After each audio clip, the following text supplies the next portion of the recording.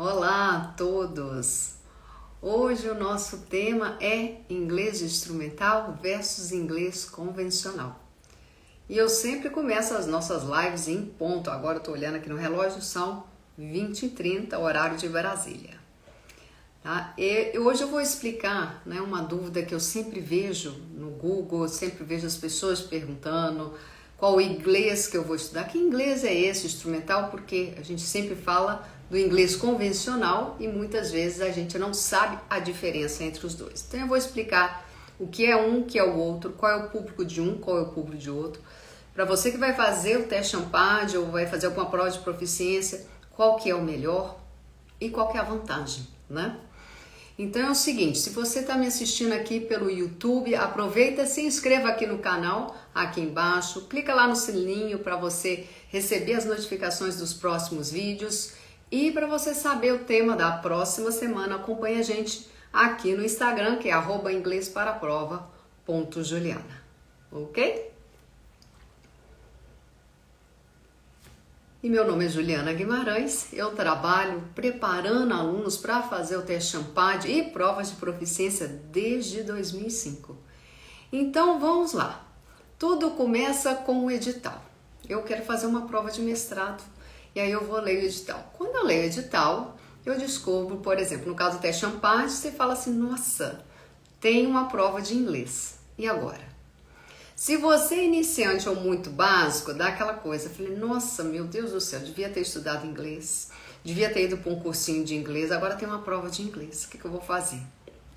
E a nossa tendência é o seguinte, desde sempre a gente pensa assim, que é cursinho de inglês, eu tenho que aprender a falar, eu tenho que aprender a escrever, eu tenho que aprender a ler, né? Então tudo isso aí está na nossa concepção do que é o inglês, né? Tanto é que eu pergunto sempre para a pessoa, como é que é seu inglês? Ela fala assim, eu não entendo muito bem não, eu não sei fazer a conversação, né? Então tem tudo isso aí envolvido na nossa concepção do que é o inglês, e na hora que você vê a prova você pensa que você tem que ir para uma escola de inglês. Então vamos tentar entender aqui. Quando você lê o edital, fica apavorado que tem prova de inglês e fala, vou procurar um cursinho de inglês, o que você está fazendo? Você está procurando aquilo que eu chamo de inglês convencional. O que é um inglês convencional?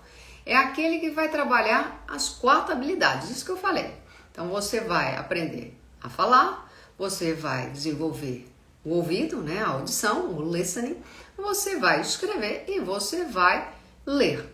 Esse é o inglês convencional, mas acontece que aí que está o problema. O foco do inglês convencional, normalmente nas escolas de inglês, é o quê? Conversação. Tanto é que eu pergunto para as pessoas, elas falam, eu não sei falar muito bem e tal. Então, o inglês convencional vai focar na conversação, a grande maioria. E aí você leu no edital, né, do teste Champad, que vai cobrar, por exemplo, interpretação de texto. Interpretação de texto é o quê? É texto, é leitura. O inglês convencional cobra isso? É uma das habilidades, mas assim, ela é muito, vamos dizer assim, não é o foco, não é o público deles. E aí que vem o que a gente chama de inglês instrumental. De vez em quando alguém fala assim, eu fiquei sabendo então que o inglês para essa prova é o inglês instrumental. O que é a ideia do inglês instrumental? Inglês instrumental, ele vem de uma sigla em inglês, né, inglesa, chamada ESP, English for a Specific Purpose. O que é a ideia? A ideia é você trabalhar uma habilidade, no caso nosso, a leitura, por um propósito. Então vamos de novo. Eu vou fazer o teste Champad, o meu propósito na prova de inglês é a leitura. O que eu preciso? Um inglês instrumental, que ele vai trabalhar direcionado a isso. Tanto é que eu falo assim, gente, não preocupa, tipo assim, eu não sei ouvir, eu não sei conversar, não sei escrever. Não é o propósito. Então, o primeiro ponto que você tem que colocar na cabeça é qual é o seu objetivo agora? Depois eu vou fazer um sanduíche. Fazer, vamos dizer, um doutorado, um sanduíche, outra coisa, é um outro ponto. Mas agora, o que você precisa? Então, o que eu falo é o seguinte, se você for procurar um inglês convencional, porque foi isso que colocou na sua cabeça, você vai acabar jogando dinheiro fora. Os textos que você vai ver lá não é um texto que cai na Ampad, não é um texto acadêmico para quem vai fazer prova de proficiência de outras universidades. Então, assim, não vai te adiantar muito para agora, tá? Então, este é o primeiro ponto que você tem que pensar. Tem gente que fala assim também, então eu vou procurar um professor particular. É uma outra questão, né? Quando você vê o edital, eu vou procurar um professor particular, porque ele direciona para mim. Acontece dois problemas também. Às vezes, o professor particular é um professor de inglês. Isso é muito interessante. A gente pensa, eu preciso estudar inglês, procuro um professor de inglês. Não necessariamente o professor que dá aula de conversação, que dá aula de inglês, ele entende de uma prova como Ampad. Normalmente não entende. É um problema. E aí o que ele vai fazer? Ele vai seguir um livro, ou ele vai pegar a prova e vai fazer tradução. E ocorre muito isso. E se ele pegar um livro, não vai adiantar nada para você. Na verdade, você pensa assim, a edição é agora em novembro. Não dá tempo, não funciona bem assim. Um outro ponto, uma vez alguém falou assim, eu procurei um professor de inglês instrumental. Ótimo, pelo menos você está na direção certa, tem que ser alguém da área de instrumental. Mas não necessariamente um professor de inglês instrumental sabe a prova da Ampad. É um fato também. Só pegar as provas que eu acho por aí, eu vou ensinar tradução. Por quê, gente? O que acontece aqui no Brasil? As grandes, vamos dizer assim, as universidades, vamos dizer, as provas que existem aqui no Brasil, a maior parte permite dicionário. O que está escrito no edital da Ampad? Não é permitido dicionário. Então eu sempre bato nessa tecla. Se você vai fazer Ampad, esquece a história da tradução. A tradução pode ser até um recurso de estudo para melhorar vocabulário, isso é outra história, né? Mas se você é iniciante básico, eu sempre falo, você vai precisar de uma base, sim, uma base rápida, porque se você ficar pegando na tradução, você chega na hora, você não tem dicionário para ser seu apoio. Então, cuidado a turma que fica pegando, às vezes, alguém que vai te ensinar a tradução. Eu vou fazer a prova num outro lugar que não é Ampad. Aí é outra história. Sempre eu falo isso. O que pede o seu edital? O edital permite dicionário? É uma estratégia. Não permite? É outra história.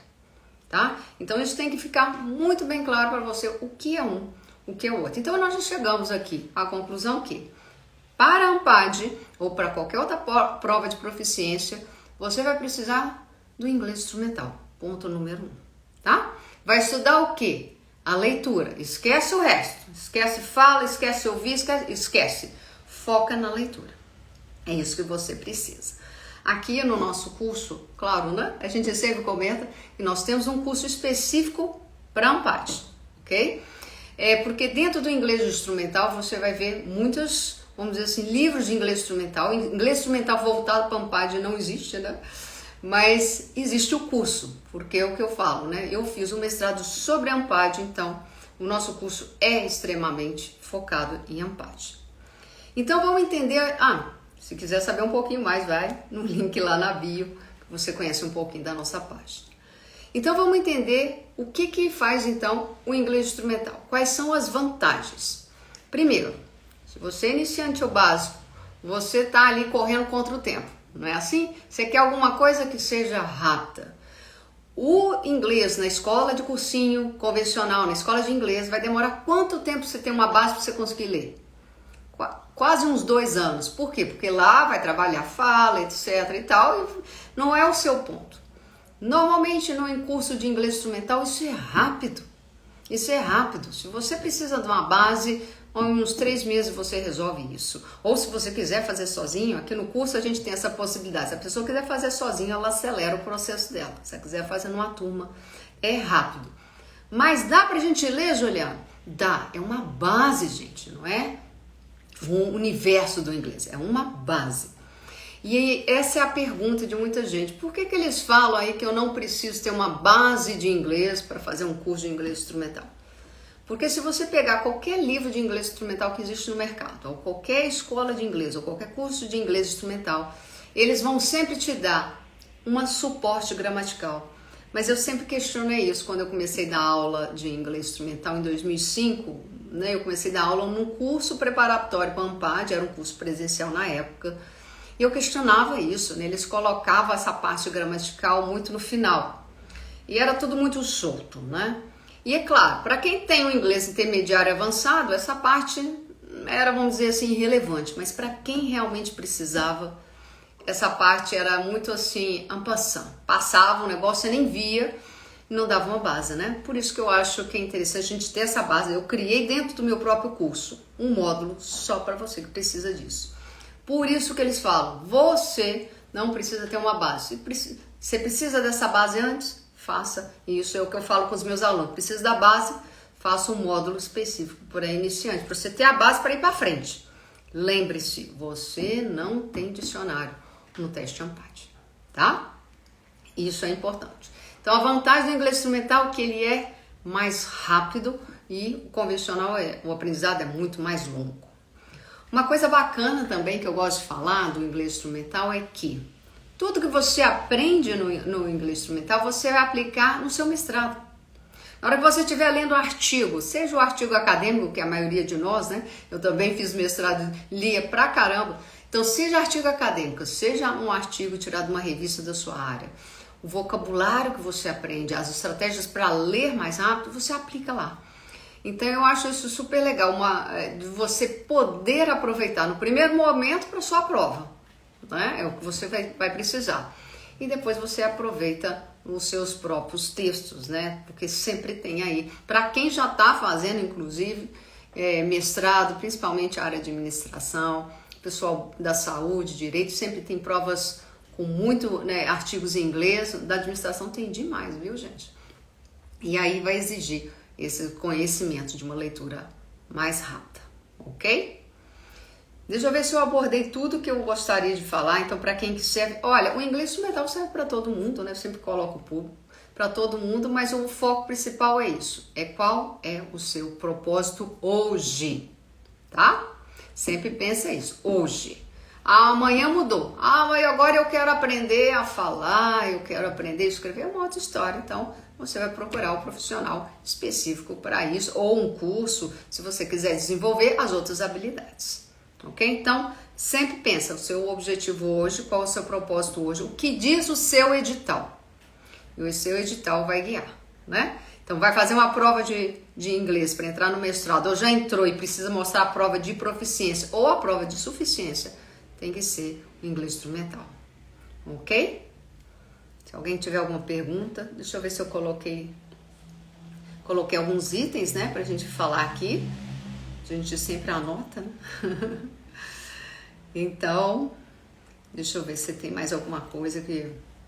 Se eu tiver esquecido, gente, vocês depois quiserem fazer alguma pergunta, pode colocar nos comentários, essa live vai aqui pro feed, né? Eu falei isso. E eu sempre falo isso, né? Que o que você precisa, foca nele, trabalha em cima dele. É ANPAD que vocês vão fazer. Quem vai fazer prova de novembro, me fala aí. Foca nisso aí. Foca nesse tipo de inglês. Tá bom? Para você, e muito importante, para você não ficar estudando coisas que não precisa.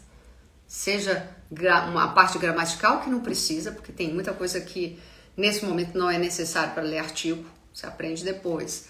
Ou aprender alguma estratégia também que não se aplica na prova da ANPAD. A prova da ANPAD é uma prova muito específica, ela tem uma estrutura muito específica, então aprender isso é importante. Ok?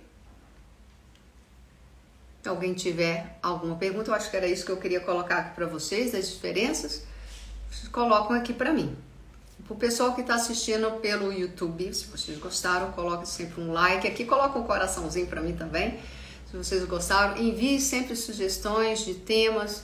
Eu vou fazer semana que vem de novo uma outra live. Se alguém quiser algum ponto específico, é só enviar, coloca no direct, coloca no comentário, manda aí o que você gostaria, tá bom? E é isso, um beijo a todos, obrigada aí por estar aqui comigo. Até semana que vem.